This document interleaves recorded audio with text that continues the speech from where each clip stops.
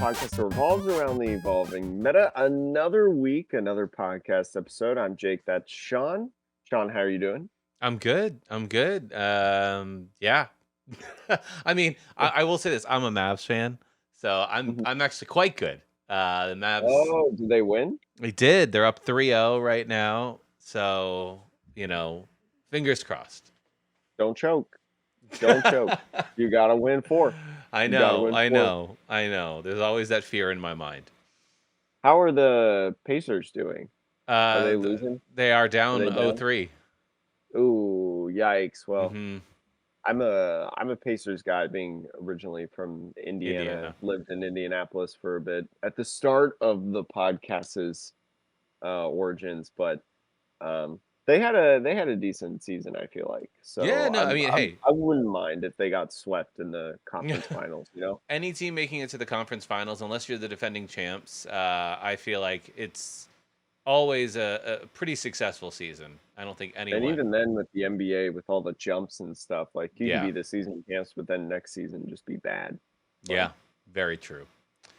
that's how it is. But yeah, Jake, you are in a new setup right now. You're traveling, right? So if Yes, I'm traveling for a couple weeks, just going back home. Visit family, stuff like that. Now that sports have kind of very much calmed down, more like computer-based stuff instead of live events going on right now. So just doing that, but still able to give you all the podcast that you all desire, wish for.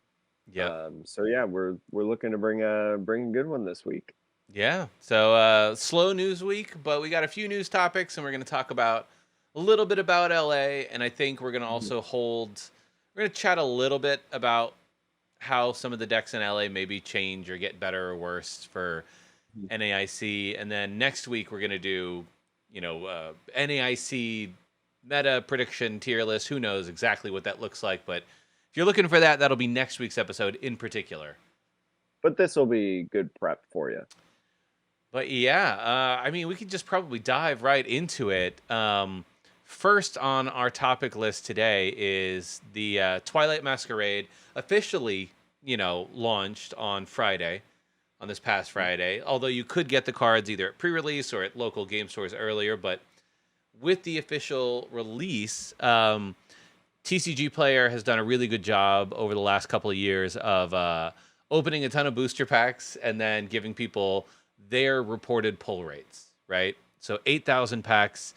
How are the pull rates in this set? You might open one or two boxes and you might think it's great or you might think it's trash, but that's not really definitive data, you know? Mhm. Not a large enough sample size. But this should give people a sense of when you pull a specific kind of card, how difficult is that? Jake, give us the highlights. What's new in Twilight Masquerade?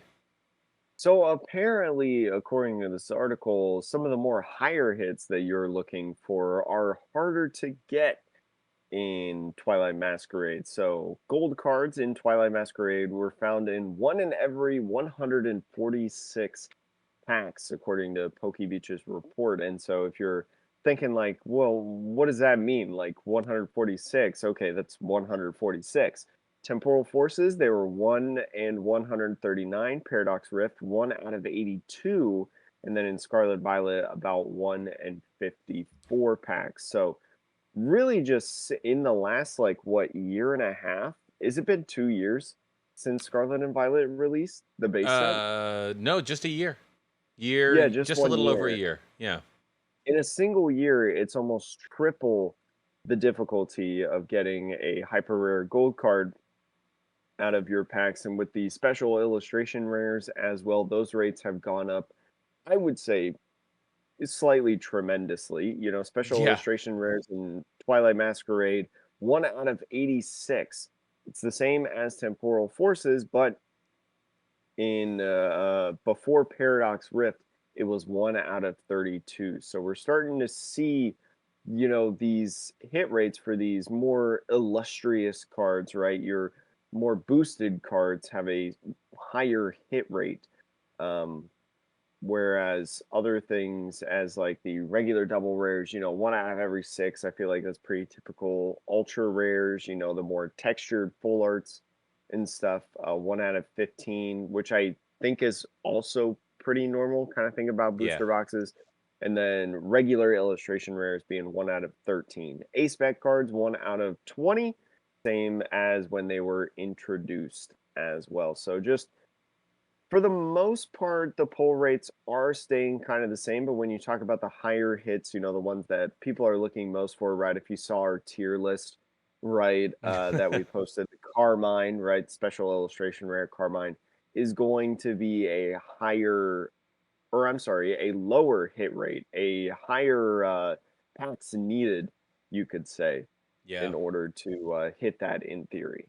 Yeah, I mean, so like just doing the math for some people, gold cards are about just about over 1 out of every 4 boxes.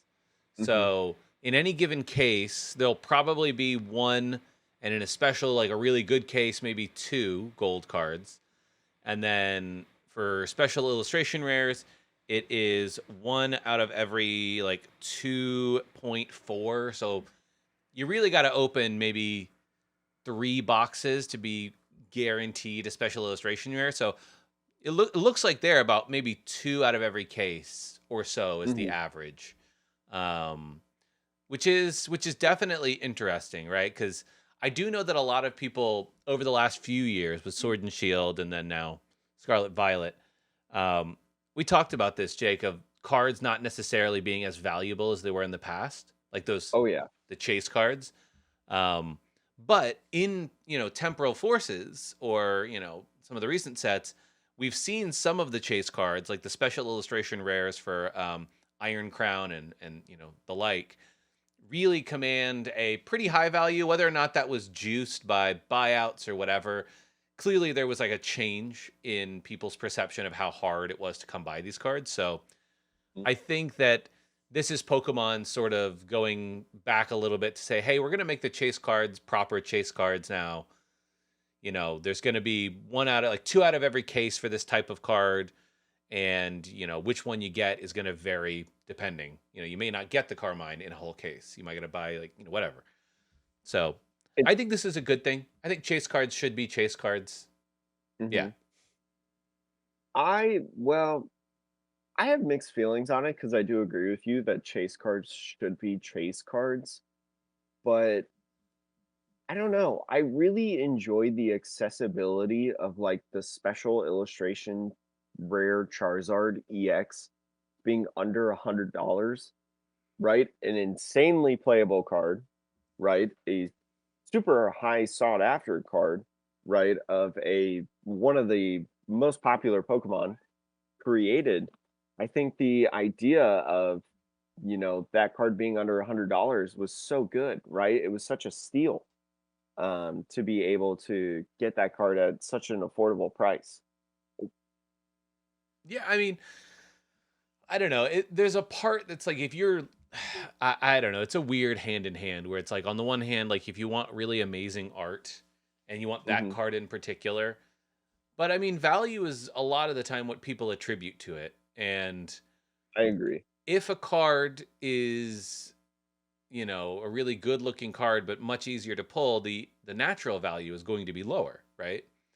Hmm. So I do like the accessibility of like if you are a person with limited funds and you want to maybe start your collection, it's cool to have a top tier style card available at a reasonable price. Think back to like the old Sun and Moon era, Jake, when we sort of started, Hmm. and those like hyper rare Charizards. The sets would come out, and the Rainbow Charizard would start at $300 right out the box. Whether or not Yeah. it was worth that is sort of a separate issue, but that was the price that they commanded. So it did kind of feel like he wanted to get started in the hobby of collecting. And like the newest set, the top tier card is already so far outside of your price range that, yeah, I could see how that maybe discourages people from, starting that collecting journey. But Hmm. I don't know. There is another aspect which we can actually, Jake, jump actually straight into the next article, which I think is important and relevant to this, Hmm. which is I think we talked last year about the number of cards that Pokemon had printed, in the last several years. We did a little topic on this a year or two ago, Mhm. But Pokemon just released their new updated figures for how many cards the TCG has ever printed, as well as an update, a year over year change. Um, Jake, you have the page open. Why don't you give the viewers like what are the numbers? And I want to know how you feel about these numbers. In this, revealing a record 11.9 billion Pokemon cards produced from March 2023 to March 2024, according to PokeBeach.com. It breaks the annual record for the fourth year in a row, and also the largest jump ever recorded in between years. So that's another really interesting thing to note as well, is just like, even though like we had the boom through COVID, right, through 2020 to 2021 or whatever, we've officially had the biggest jump ever from 2023 to 2024. So as of March 2024, there's been over 64.8 billion cards worldwide in 15 languages in 93 countries. And if you're looking for perspective, right, do the minus 11.9 whatever. In March 2023, it was 12.9 billion cards in 14 languages in 89 countries and regions. So 52.9 since, total. or oh yeah, yeah, 52.9 billion cards worldwide. I'm sorry. Yeah. So in the last year, not only have we gained this almost 12 billion cards made, it's gone across a new language, right? And then also gone into four new countries and regions. So the growth of the game continuing. One of the things that, although we talk about the hit rates, and I did mention, I'm not a huge fan of like these super rare cards going away. One thing that is worth mentioning is that Pokemon cards, and I think I mentioned this somewhere. I don't remember if this was the Pokemon channel or in our Discord, our official Discord server. You can join in the link in the description. By the way, I'm going to keep advertising it. Um, but like opening Pokemon cards is fun, right? Especially with the introductions, with the illustration rares and stuff like that. Hit rates. Even though some of the higher rarity cards are going higher, you're getting like the double digit hits in a booster box pretty much, which is a ton of fun. So Pokemon cards is just always has been way more fun because of the new rarity that you can get, right? There's more of the loose packs that you're getting, more likely that those are going to have a hit in it, right? And so when you talk about a parent, like buying one for their kid, when they just go to the grocery store, and yeah, I've been there, when I was a kid, I was like, "Mom, let's get a toy. You took me to the grocery store, so equal exchange, I should get something." And so it's a lot more fun like opening those, and you see more people buying these, and the different products, right, that they're coming out with have just been really, really good for the game and just growing for the game. And it's uh it's it's been totally it's grown. I mean, I see Pokemon on the shelves all the time. Jake, could you look something up for me? When did Pokemon Yes. start producing cards for China? When did it's been within the last year or two. Uh I'm just curious in terms of like, because I wonder when they introduced the simplified Chinese language to the card game. Officially launching in China, posted in September 2022. Okay, so probably 2023. So this period of time most likely was when they introduced simplified Chinese. That They might be the new did. language. Mhm. Yeah, I think that's probably about right. Pokemon did print in Hong Kong and Taiwan in 2019.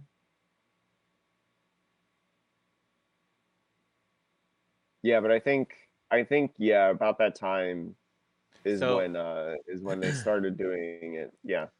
So the reason I mention that is Mhm. we don't have a breakdown of these sales figures, at least on this article from PokeBeach, but I don't see a breakdown of countries, like where those cards are being printed, what language they're being printed in, because you can imagine that if Pokemon wants the card game to succeed in places like China, there are tons of people in China, Mhm. that potentially could buy Pokemon cards.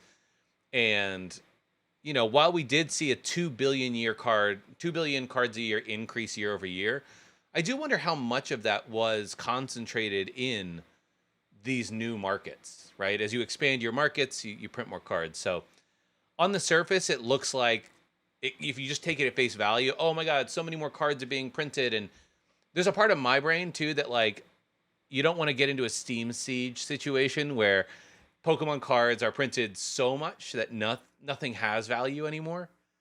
But I do think that the introduction of new languages probably accounts for a not insignificant portion of this growth. That's my Hmm. gut.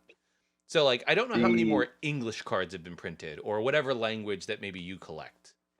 the first set in mainland China came out on October 28th, 2022, according Okay. to Bulbapedia.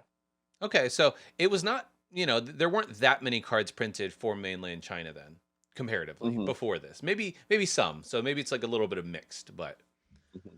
I just wanted to point that out, just because while I really do like the accessibility of Pokemon cards, I don't. Nobody liked the era of shortages where you go somewhere and you can't find Pokemon cards. Like that sucked.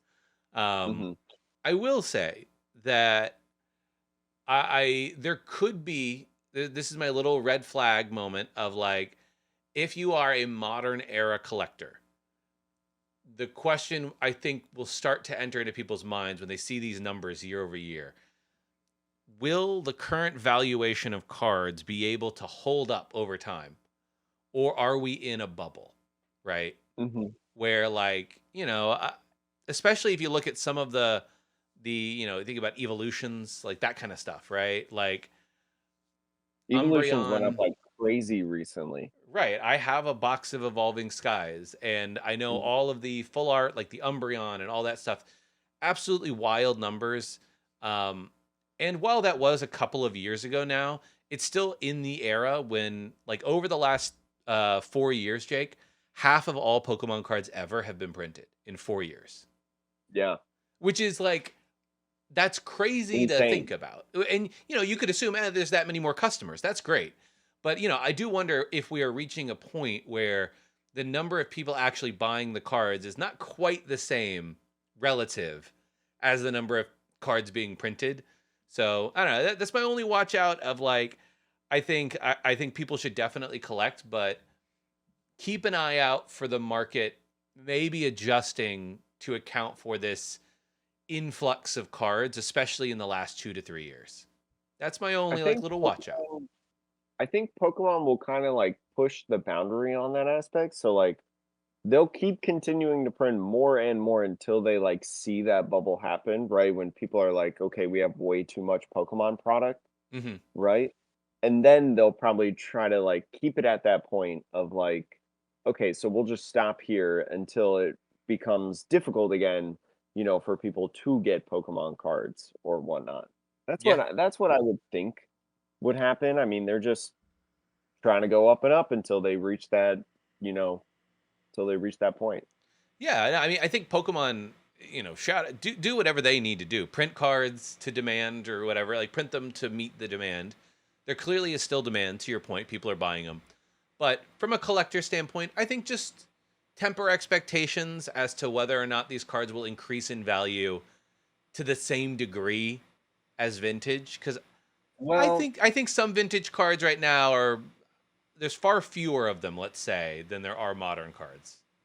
I mean, it's one of those things too that it's like, back in what's a good year? Like 2005, right? Hmm. For example, nobody really thought about keeping them for True. 20 plus years.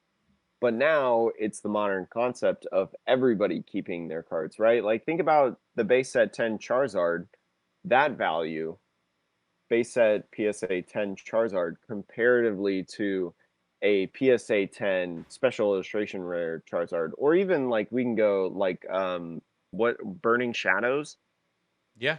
the Sun and Moon set. Like think about the difference in those prices, where that the Burning Shadows is like a more modern vintage, Yeah. if you want to call it that, comparatively speaking. So it's like there's just way more, and the pop values, like there's so much more influx of that. Um, so I think overall that plays like a huge factor into it, and then also just like people hyping it up, right? I mean, you there's been some really good conversation and really interesting conversations over the last like month and a half or so within like the collecting space of the Pokemon community, which we might touch on here in a couple weeks a little bit more about just like the landscape as a whole and like why certain cards explode right in value. Like the evolutions,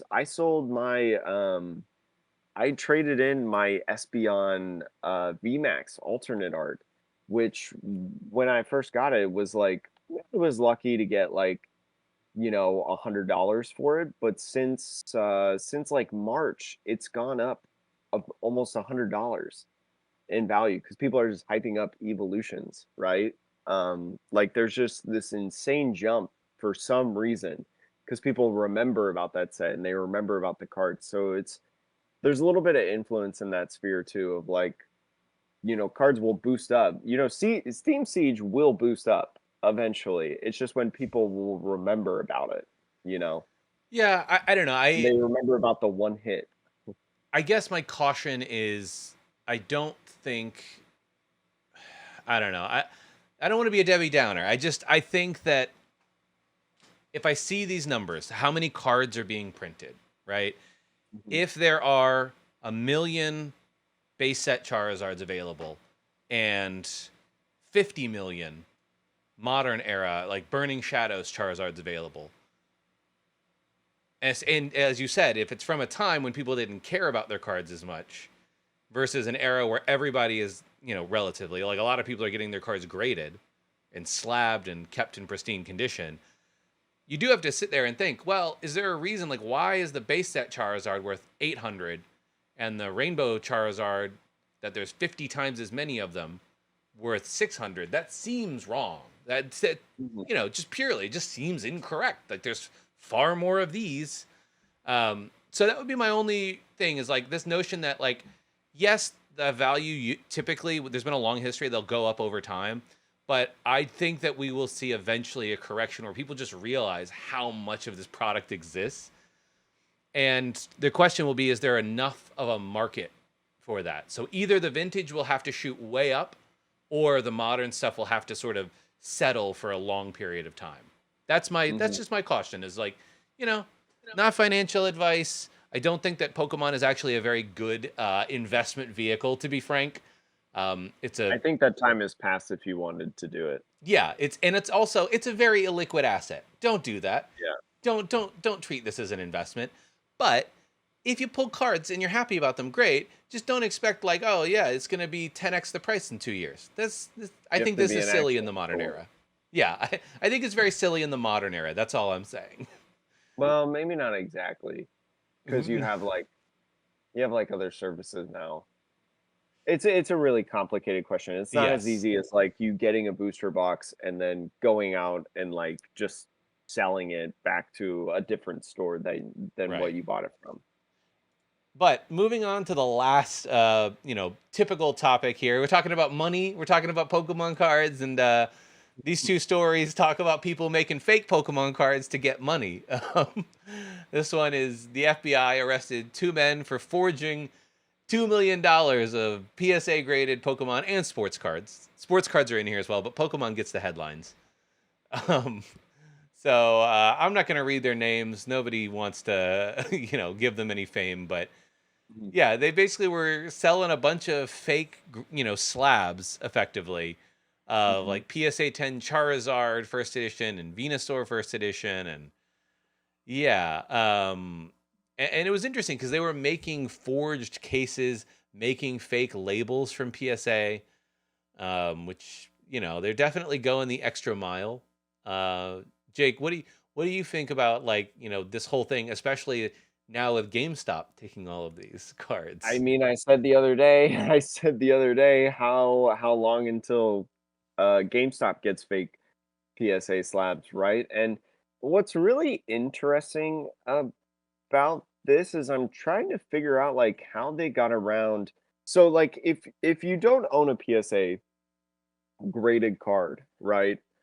on a PSA graded card, there is a code, a number that's basically like the identity of the card. Hmm. Every slab has a unique identity with that barcode and that number. So I'm trying to figure out like how they got around that, right? Because you can create a fake label and stuff. So did they just copy like the did they just look up like pop numbers and the identification numbers of like other slabs and stuff like that and then just copy paste on that? So they had like 4 PSA 10 base set Charizards with the same number and stuff like that. Which Maybe, is yeah. Because to your point, crazy you to can me. look up. You're right. You can absolutely look up the number on the slab and say, does that Mhm. correspond with anything? 'Cause that's how Um, you verify a lot of times, like, when you go to a when you sell at GameStop, right, they look up the pop number like we talked about, yeah, or they look up the, identification number to verify that it's even real, right, and that it's the card and then what its value is at. Um, so it's just really interesting yeah. timing. I mean, yeah, it'll be interesting to see. Like, we don't. They don't like explicitly say in here exactly the details, but my Mhm, guess is that, like, the way that they put the cases together, maybe the way that the slab labels were printed, it may even be like the way that they were using holographic stamps. Like, some of the processes were off. But to your point, I bet you they were using um pre-existing labels and cert numbers that, mhm. like, people, when they post them for auction, right? People have to, display that. So you can look up the information and find a slab with that exact number.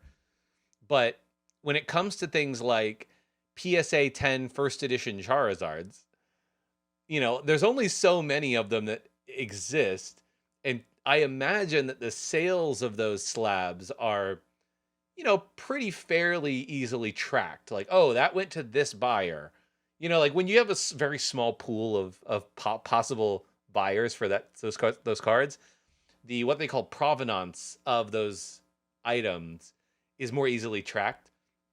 So I don't know how much it costs them to like make these fake slabs, but they might have gotten away with it a lot longer if they were a lower profile in the slabs that they were putting together, right?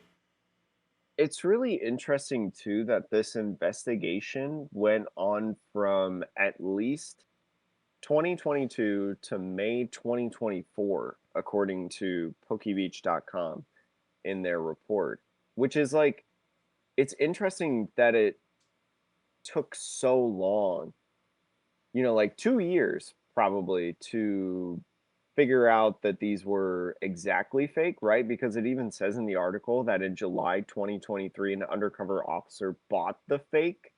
Hmm. And then once they were wired, it turned into wire fraud, right? Or it's constituted as wire fraud. So I wonder if it took so long because they one had to get like the Venusaur, right? They specifically mentioned that this undercover cop bought the PSA 10 Venusaur.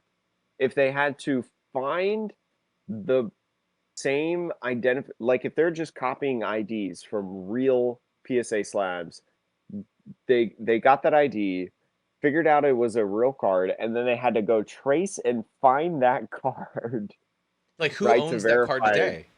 Yeah, like go and Yeah. like legitimately had to go find it, right? Which it's easy to look up, like if the slab is real, what's not easy is to find out who owns it, right? And Yes. where that person is. Um, so And I that's think, just like a really interesting thought.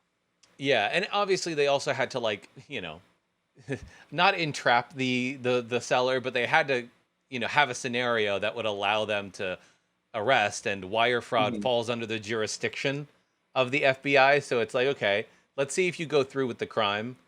And so mhm. now that you've committed wire fraud and it's a national thing, the FBI is like, it's in our jurisdiction. We can do something. But Yes, going in. yeah, basically. But yeah, I mean, look, this is interesting. I don't know. Who knows exactly the details? This is just all we have. But point be, like, if you look at some of the fake PSA cards, maybe they look really fake in person, and so Mhm. it's not as obvious. But over here, you're like, you might look at these and say, yeah, it looks like an older slab, maybe. But I could maybe buy, like, if you were doing this operation and you had a pretty good process. Now, I do think the difference is that might be the reason that GameStop is buying only newer slabs with the QR Yeah. code, is because newer slabs will have more of those security protections built in, right? More Mhm. holographic patterns, more little black light tricks, and the case is made differently. So, but yeah, to your point, Jake, it might be interesting. Like, how much more of these stories are we going to see in the next 5 years or so?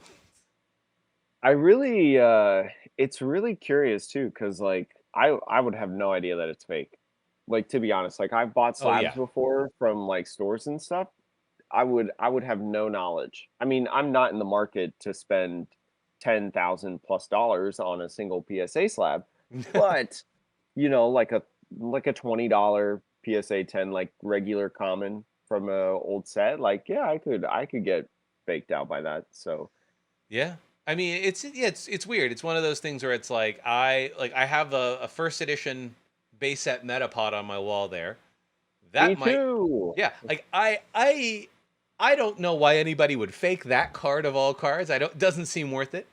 But because PSA changes their processes so often to combat Mhm. scammers, I'm not familiar enough with the slabs over the years to know like, oh, is this right for that era of slab? So yeah, buyer beware. Just a note out there to all the folks. Just I'm keep sure for those of eagle you that eyed. are in the I'm sure for those of you that are in the market to buy slabs and whatnot, I'm sure that this will not be something that you'll come across often at Yeah, all. I agree. I think it is definitely an edge case. It is few and far in between. But those are the news stories. And then now we are just going to jump straight into a little bit of LA discussion. There was a regional that happened in Los Angeles this past weekend. I did not really get a chance to watch any of it. I know Jake, did you watch any of it? You were traveling.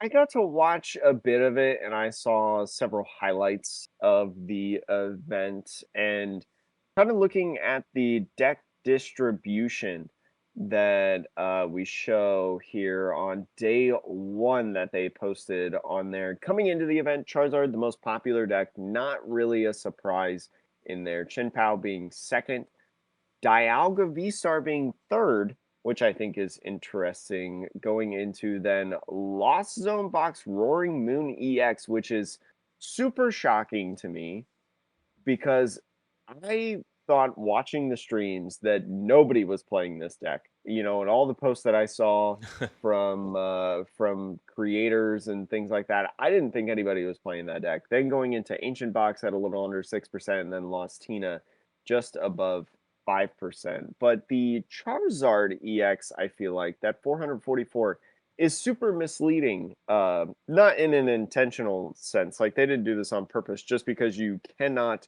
showcase every single variant of how Charizard EX was built. But Charizard with a little bit of control in there is kind of what dominated the performance for the meta. And inside top eight control decks reigned supreme. We are back in the control era.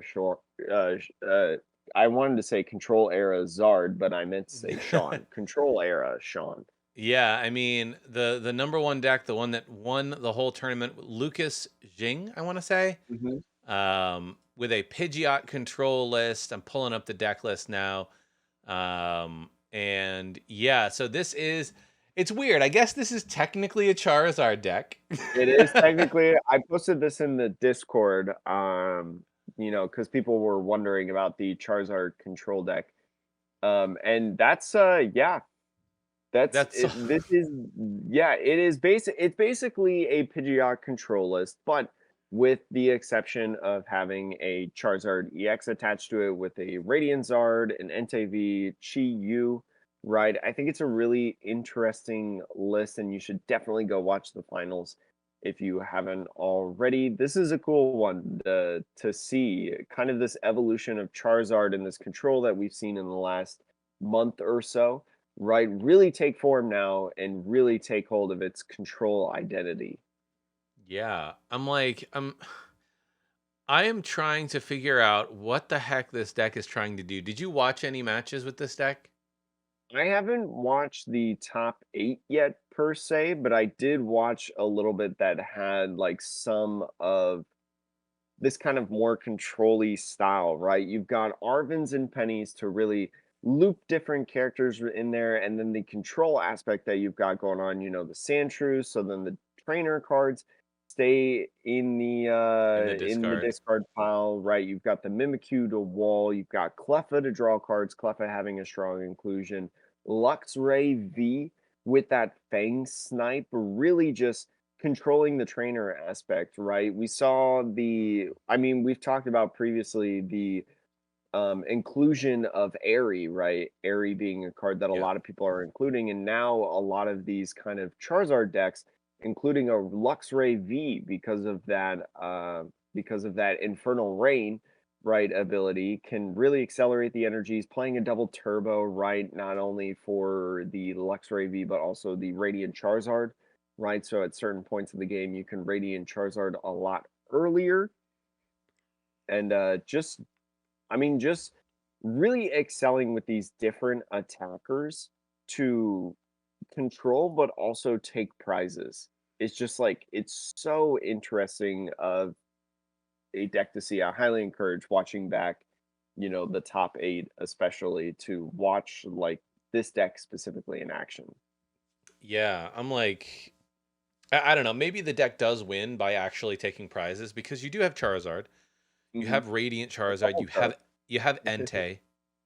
Hmm. So like I assume that you win by taking prizes sometimes, but maybe in certain matchups you switch over to complete control and you go, I'm gonna Mawile stall you, Sandshrew so you can't put things back, and or like Luxray all the important things out of your hand so that like you're just kind of stuck for the rest of the game, and then you deck out before your opponent. It feels very reminiscent of when we had like Zoroark control, Hmm. right? Zoroark GX, a very prevalent card in so many different decks over its time. And then at one point morphed into this control deck, right? That took prizes, but also just tried to control your opponent from really not being able to play the game, in a Yeah. sense. And so I think this deck kind of takes that same concept and the same identity of just being insanely flexible, right, in its game plan, really just adjusting to whatever it matches up with. Kind of Pidgeot EX really just taking command of this format overall. This is super interesting. Yeah, so I this deck obviously taking first place, so control now, some form of control. There was Snorlax Stall with Azul Hmm. winning in, I want to say, Stockholm. Um, Yes. Lucas Jing winning with a Pidgeot control. And then I'll also pull up Caleb Rogerson's Snorlax Stall if you want to see, that deck. I don't know how different it is, but what's interesting that I This want to, one yeah, go ahead. This one is different, but also slightly the same in the sense that you see a lot of these tech cards, right? Control just running a lot. Like anything that runs control will have guaranteed X amount of cards in there. The Mimikyu, the Sandshrew, the Mawile, the Chi-Yu, right? But having the Block Lax, the Snorlax that blocks your opponent's active Pokemon from retreating, because again, like we've mentioned on this podcast, nobody's playing switching cards. Yeah, and even if you are, they'll just play Airy and get rid of them anyways. So, Exactly. Airy, Misfortune Sisters, Erica's Invitation, right? This one being a completely different type. It's been a long time since we've seen like two true control types almost in the format. I would definitely put the Pidgeot EX and the block lacks that like Caleb and Azul and Grant and all of them were playing at this event. Like two different archetypes.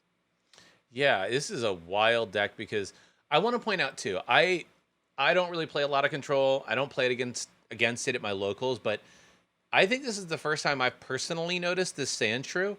So, for those Hmm. of you listening who aren't really sure why a Sandshrew is in a We talked control about this list, intro several weeks ago. okay, well, I'm going to bring it up Yeah, again we because talked for about this whatever last. reason, my brain has blacked out.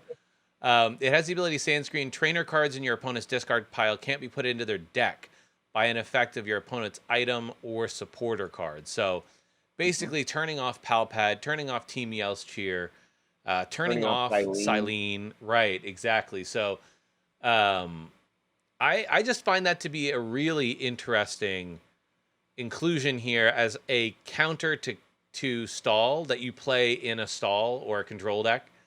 Mhm. Um, because yeah, if control can't loop, then they can't do their thing. That's it. That's the end of it.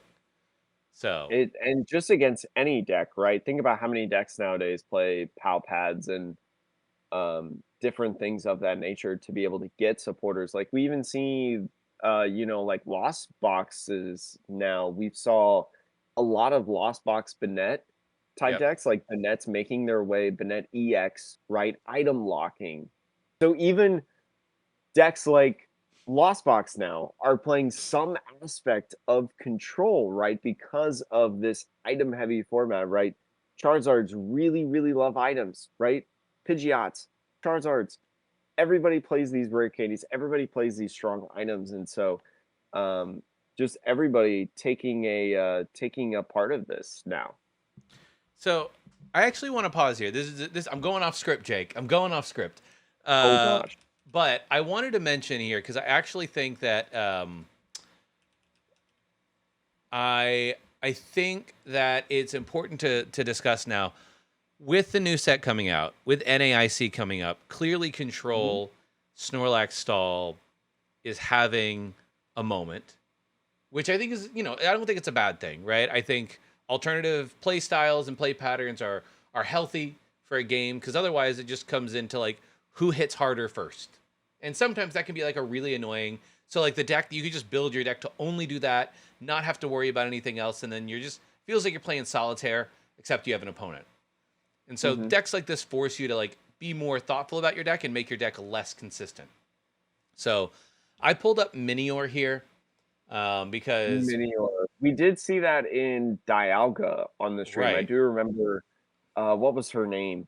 Oh shoot, I can't remember her name. She was on day two, I think. Um, anyways, continue on. Well, no, I wanted to bring up Minior because I do think it's an interesting card.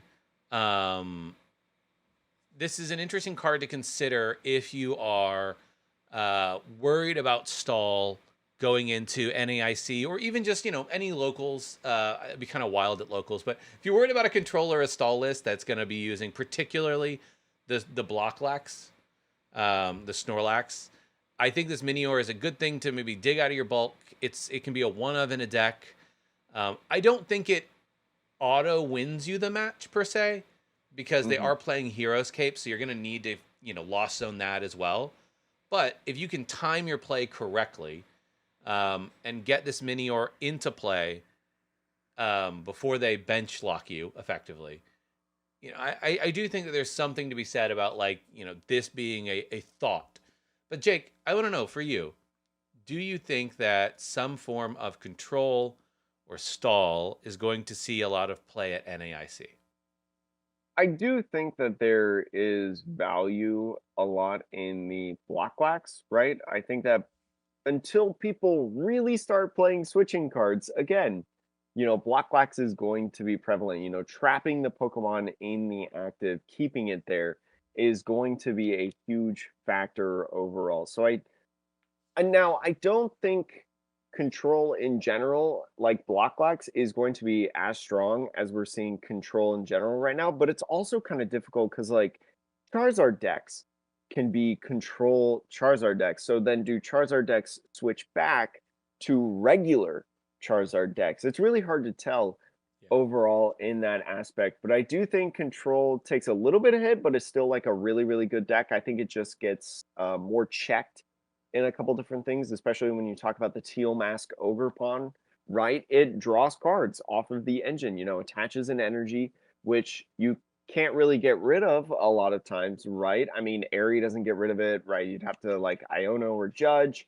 There might be some ways that you could potentially do it, but like overall, um, like that's an inherent counter right into it, and that talks about like decks like Raging Bolt coming in or different Ogre Pawn decks that we'll see coming into the format and stuff like that. So I think that it's still viable, but I don't think we'll see it like this. Yeah.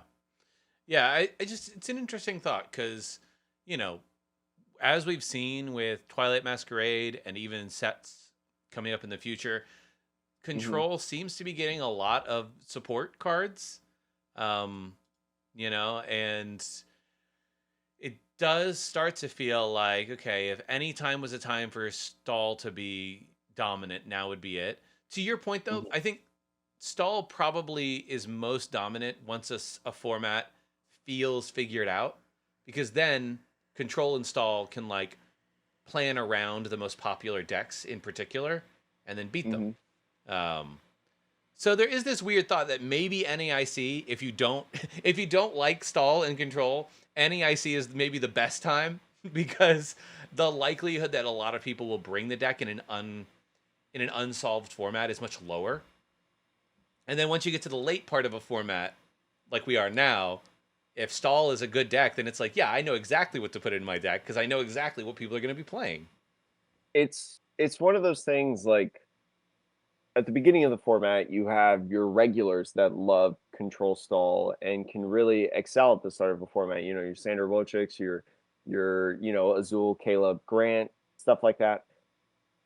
You've got those people that'll bring it day one and excel with it. But then, like you're saying, at the end of the format, once things are figured out, that's when the people like you and I are more comfortable being able to bring it and being able to excel with it because the format is more solved. It's never fully solved, Sure. but like a more figured out format in a sense.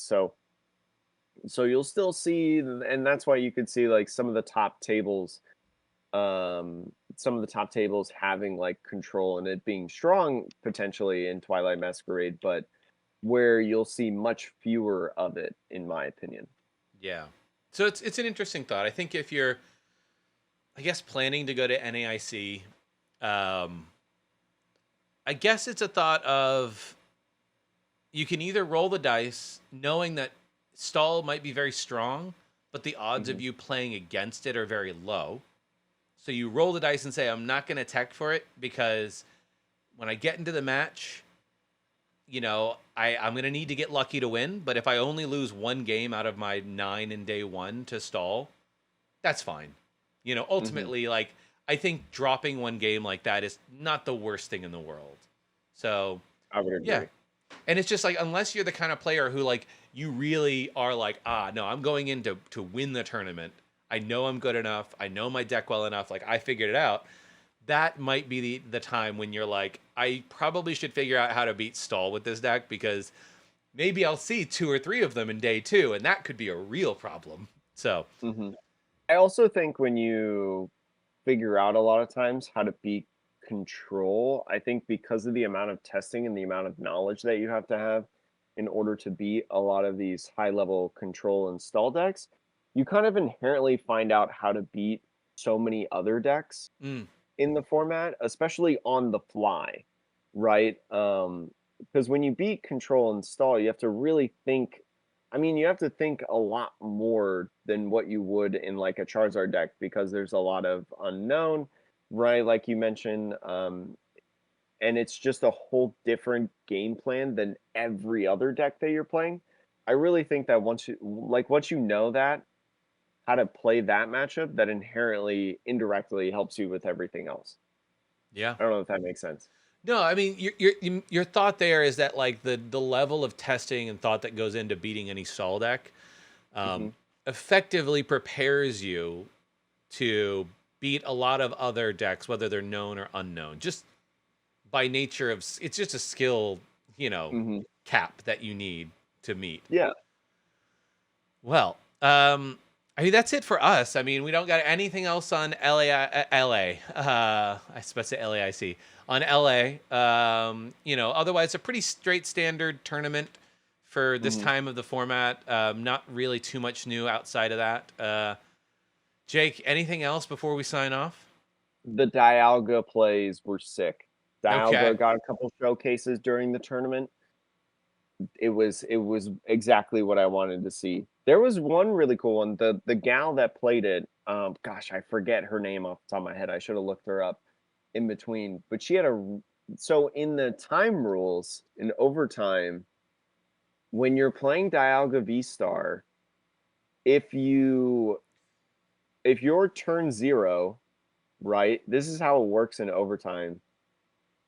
Turn 0, I use the V Star power, right? The Hmm. attack that gives me an extra turn. How that works in time is I use that attack while I'm turn 0, and then my next turn, right? Because you take an extra turn, I am then turn 2. So effectively in Oh, overtime, you skip your opponent's turn. You don't become like turn 0 and turn 1. You become turn 0 and turn 2. You stick with the same amount of turns, but you cheat your opponent out of a from turn. having a turn in overtime, Oh, which I interesting. think So is it doesn't go really, really 0, 1, 2, 3. It goes 0, there is no 1, 2, and then your opponent just gets technically 1. technically it still goes like 0, 1, 2, 3. It's just that turn 0, you do your VMAX power. Your opponent still gets turn 1. It's just that nothing happens. Oh, interesting. And it Okay. immediately goes into turn 2. It Huh. starts and then it immediately ends and goes to turn 2. That's a cool So ruling. technically, yeah, it's super interesting and it actually is really cool in showcased in the it was against Isaiah Bradner, I remember. I can't remember her name. Oh my gosh. But if you rewatch that, it's really cool because it actually like forced the tie Oh, because the because opponent of didn't get 2 turns. because of the turn ruling. She forced the tie when Isaiah Bradner. Otherwise, if it was just a regular attack, Isaiah Bradner would have won the round. Yeah, because then it put Isaiah probably in a situation where it's like, I can't take that many prizes in 1 turn. Exactly. Yeah. Yeah, It that's was interesting. really, really cool to see. Yeah, I definitely recommend, like, watching that game. Well, that's a really cool ruling and something for Mhm. everybody to chew on if you're planning on playing Dialga at locals or wherever it might be. It's Yeah. me. I love playing Dialga. I've been playing Dialga since day 1. um, cool. Well, yeah, if you need a reference, if you bring that up to your judge, just pull up this podcast, the end of the episode, as a reference for that ruling. And Yeah. you're like, see, Or that's how just it pull up works. the Play Pokemon live stream, You know, that It's like, too. But I mean, I'm sure the casters did a better job of explaining it. all right, Jake, sign us out.